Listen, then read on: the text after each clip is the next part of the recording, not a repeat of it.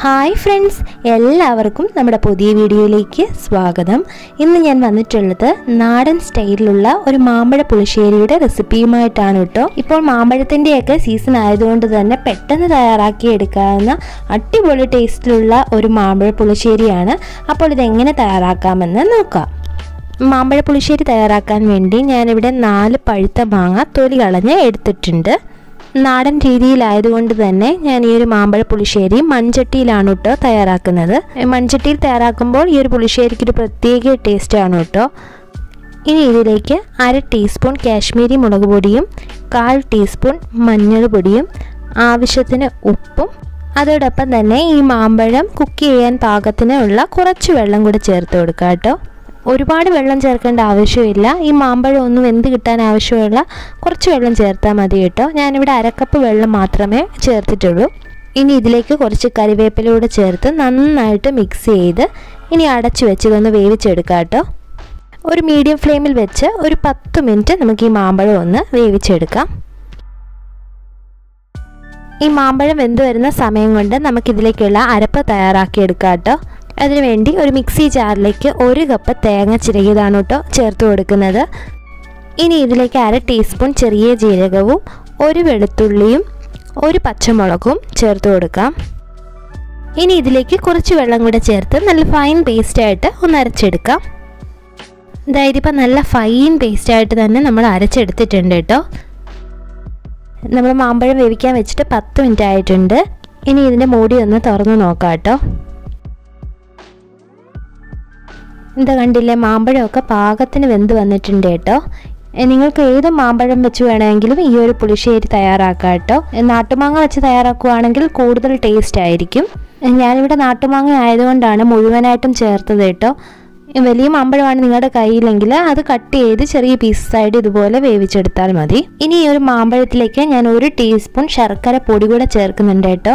ശർക്കര പൊടി ചേർക്കുന്നത് ഓപ്ഷണലാണ് കേട്ടോ. നിങ്ങൾക്ക് താല്പര്യം ഉണ്ടെങ്കിൽ മാത്രം ചേർത്താൽ മതി.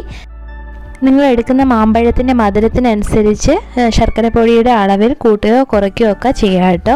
ഇനി ഇതെല്ലാം കൂടെ നന്നായിട്ട് മിക്സ് ചെയ്തതിന് ശേഷം ഇതിലേക്ക് നമ്മൾ നേരത്തെ അരച്ച് മാറ്റി വെച്ചിരുന്ന ഒരു തേങ്ങയുടെ അരപ്പ് മുഴുവനായിട്ടും ചേർത്ത് കൊടുക്കുക കേട്ടോ. അതോടൊപ്പം തന്നെ ഇതിലേക്ക് 1/2 കപ്പ് വെള്ളം കൂടെ ചേർത്ത് കൊടുക്കുന്നുണ്ട് കേട്ടോ. ഈ തേങ്ങ അരപ്പൂടെ ചേർത്തതിന് ശേഷം ഇതെല്ലാം കൂടെ നന്നായിട്ട് മിക്സ് ചെയ്യാം. ഇനി മീഡിയം ഫ്ലെയിമിൽ വെച്ച് തന്നെ നന്നായി ഒന്ന് തിളച്ച് വരുന്നത് വരെ വെയിറ്റ് ചെയ്യാം.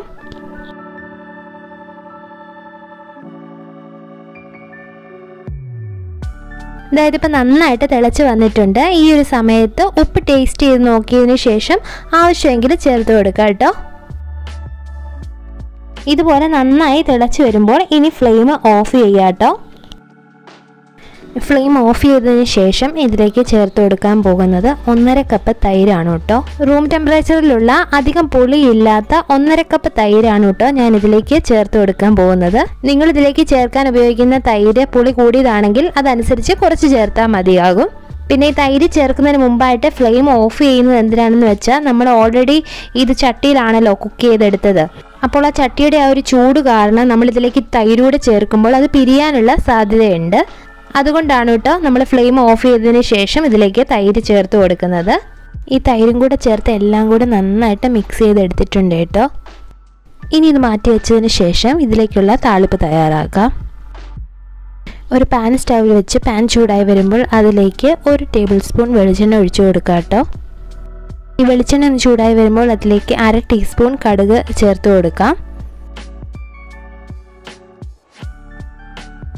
കടുക് ഒന്ന് പൊട്ടി വരുമ്പോൾ അതിലേക്ക് 2 ചെറിയ ഉള്ളിയും 3 വറ്റൽമുളകും കുറച്ച് കറിവേപ്പില കൂടെ ഇട്ട് കൊടുക്കാം കേട്ടോ.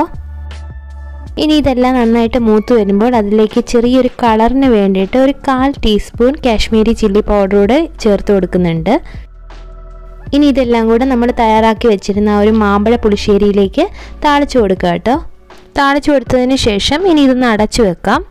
ഏകദേശം ഒരു 10 മിനിറ്റൊക്കെ അടച്ചു വെച്ചതിന് ശേഷം നന്നായിട്ട് മിക്സ് ചെയ്ത് സെർവ് ചെയ്യാം കേട്ടോ. അപ്പോൾ ഇത്രയേ ഉള്ളൂ കേട്ടോ നല്ല സ്വാദിഷ്ടമായ നാടൻ മാമ്പഴ പുളിശ്ശേരി തയ്യാറാക്കാൻ. ചൂട് ചോറിൻ്റെ കൂടെ ഈ ഒരു മാമ്പഴ പുളിശ്ശേരിയോടെ ചേർത്ത് കഴിക്കാൻ നല്ല ടേസ്റ്റാണ് കേട്ടോ. ഇപ്പോൾ മാമ്പഴത്തിൻ്റെ സീസൺ ആയതുകൊണ്ട് തന്നെ വീടുകളിലും മാർക്കറ്റിലും ഒക്കെ മാമ്പഴം ഒരുപാട് അവൈലബിൾ ആണ്. അപ്പോൾ എല്ലാവരും തന്നെ ഈ ഒരു നാടൻ സ്റ്റൈലിലുള്ള മാമ്പഴ പുളിശ്ശേരി തയ്യാറാക്കി നോക്കിയതിന് ശേഷം അഭിപ്രായം അറിയിക്കാൻ മറക്കല്ലേ.